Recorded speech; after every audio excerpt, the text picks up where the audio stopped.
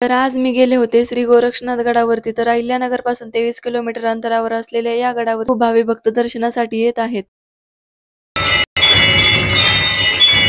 नमस्कार मंडळी, मी आहे पूजा आणि स्वागत आहे तुमचे पुन्हा एका नवीन व्हिडिओमध्ये. तर मागच्या व्हिडिओमध्ये मी दाखवलं होतं मागचा जो डोंगर दिसतोय आम्ही तिथे गेलो होतो आणि आता ना इथून आम्ही श्री गोरक्षनाथ गडावरती जाणार होतो. तर ना आता आम्हाला इथे 4 वाजले होते जायला. तर 6 वाजता तिथे आरती सुरू होते ना, म्हणून आम्ही थोडंसं उशिराच चाललो होतो. तर आता आरतीला पण थांबणार होतो आम्ही आणि ना या डोंगराला सोन्याचा डोंगर असं म्हणतात. तर गर्भगिरीच्या उंच अशा डोंगरावरती श्री गोरक्षनाथांचं मंदिर आहे. तर ना गोरक्षनाथांनी इथे काही दिवस वास केलेला आहे. तर 9 नाथांपैकी एक नाथ म्हणजे गोरक्षनाथ आणि गोरक्षनाथांचा जन्म हा गोरक्षेतून झालेला आहे. त्यामुळे त्यांचं नाव गोरक्षनाथ असे पडलेले आहे. तर ना हा उंच अशा डोंगरावरती आहे आणि जायला पण खूप जास्त रस्ता म्हणजे हे आहे, घाटाचा आहे आणि आता आम्ही इथे निघालो होतो. आता बघू शकता तुम्ही किती वाकडा तिकडे रस्ता आहे. तर वरतून नजारा तुम्ही बघू शकता किती छान आहे आणि इथं असं वाटत होतं की इथं गाडी उभा करावी आणि इथं शांत असं बसून घ्यावं.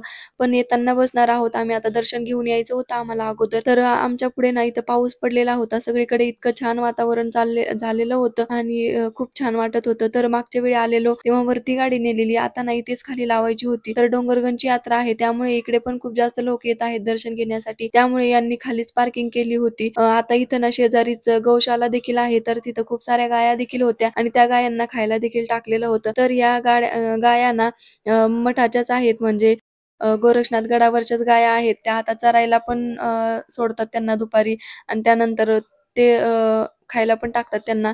बघू शकता तुम्ही त्यांना बांधलेलं पण नाही, मोकळंच ठेवलेलं आहे. आता तो व्हिडिओ नाही घेतलेला मी इथे.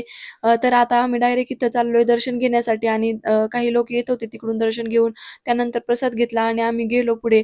तर इथं ना खूप जास्त हे पण होतं विकायला शंख, शिंपले शंख शिंपले नाही ते शंख परत माळी होत्या म्हणजे गळ्यात घालण्यासाठी रुद्राक्ष हे ते. हे बोलले की "शंख घ्यायचा का?" म्हटलं, "मला काही वाजवता येत नाही. आपल्या घरी आहे एक, मग कशाला 2-2 घ्यायचे?" जेव्हा म्हणजे वाटेल गरज तेव्हा घेऊ. गरज म्हणजे जेव्हा वाजवता येईल तेव्हा घेऊ. तर ना इथे आम्ही चाललो होतो दर्शन घेण्यासाठी. आता मागच्या वेळी तिकडून गेलेलो डायरेक्ट वरती. तर ना ह्या पायऱ्या नव्हत्या लागलेल्या. आता आता पायी-पायी जायचं होतं त्यामुळे या पायऱ्या लागलेल्या होत्या. आता खूप छान केलेलं आहे इथं आणि कोणी ना कोणी इथं वर्गणी देत असतं. त्यामुळे ह्या पायऱ्या देखील केलेल्या आहेत आणि पायऱ्याच्या वरती हे ना पत्रे देखील आहेत म्हणजे ऊन पाऊस लागू नये म्हणून कुणीतरी केलं असेल म्हणजे एवढं नाही माहिती मला. तर ना इथे आरसा देखील लावलेला आहे बघू शकता तर इथं चाललो होतो आम्ही आता दर्शन घेण्यासाठी आणि मंदिरामध्ये एवढी गर्दी नव्हती. थोडेसेच लोक होते. त्यानंतर आम्ही आलोय मंदिरामध्ये आणि साईडलाच ना महादेवाचं मंदिर आहे. त्यानंतर गोरक्षनाथांच्या बाजूलाच म्हणजे यांचं मंदिर आहे मच्छिंद्रनाथांचं. त्यांचे गुरु आहेत ते म्हणजे गोरक्षनाथांचे गुरु आहेत मच्छिंद्रनाथ आणि साईडलाच श्री दत्तात्रय महाराजांचं मंदिर होतं. त्यानंतर दर्शन वगैरे झाले आमचे आणि साईडला ना आता फोटो लावलेले आहेत. तर ना नवनाथांचं जेवढं पण म्हणजे हे आहेत ते नवनाथ आहेत त्यांचे सगळ्यांचे इथं फोटो लावलेले आहेत. नवनाथ ग्रंथांचे जेवढे अध्याय आहेत त्या अध्यायांचं इथं स्पष्टीकरण दिलेलं आहे आणि त्यांना भस्म आरती सुरू झालेली होती. सगळीकडे धूप-दीप दाखवून त्यांनी आरती चालू केलेली होती. तर ना इथलचे जे महाराज आहेत ते आरती करतात रोज आणि ते पूर्ण शरीरावरती भस्म म्हणजे गोरक्षा लावतात आणि नंतर मग आरती करतात. तर त्यानंतर इथं मग बाहेर आलो होतो आम्ही. आता ना आम्ही प्रसाद वगैरे खाल्ला होता ना, मग पाणी प्यायचं होतं. तर इथं साईडलाच पाणी पिण्यासाठी देखील आहे. अगोदर मंदिराच्या आतमध्ये जाताना देखील इथं हात धुवायचेत आणि त्यानंतर मंदिराच्या आतमध्ये जायचंय आणि मग इथं दर्शन वगैरे झालं आमचं आणि बाहेर आलो होतो ना, तेव्हा मग एका मावशी होत्या त्यांनी ना म्हणजे प्रसाद बनवून आणलेला होता तिथं म्हणजे लाडू, पुरी आणि बेसन मग त्यांनी ते दिला होता प्रसाद. मग तो खाल्ला. तर मंदिराच्या बाहेर आल्यावरती होम चालू होता आणि त्या होमामध्ये एवढे मोठे-मोठे लाकडं टाकलेली होती आणि नारळ देखील होते. तर ना मग तिथं भस्म खाल्ला थोडासा आणि डोक्याला पण लावला. घरी नाही आणला आम्ही म्हटलं नको घरी कुठं आपल्या सोबत न्यायचं आपल्याला अजून इकडं-तिकडं जायचं आहे. त्यामुळे ना मग घरी नाही आणला तिथंच थोडासा लावला आणि त्यानंतर खाली आलो आम्ही. आता इथं आम्हाला गार्डनमध्ये जायचं होतं. ना डोंगराच्या खाली तिथं गार्डन सुद्धा झालेलं आहे. तिथं फोटोशूटसाठी केलेलं आहे त्यांनी. आता गार्डनचं काम इथं चालू आहे, अजून पूर्ण झालेलं नाहीये. तर ना इथं फोटो काढायचे होते आम्हाला काही. त्यानंतर आम्ही गेलो आणि हे ना मला चिडवत होते इथं. तू बोलली की इथं खूप जास्त पाणी असेल, धबधबे असतील असं तसं.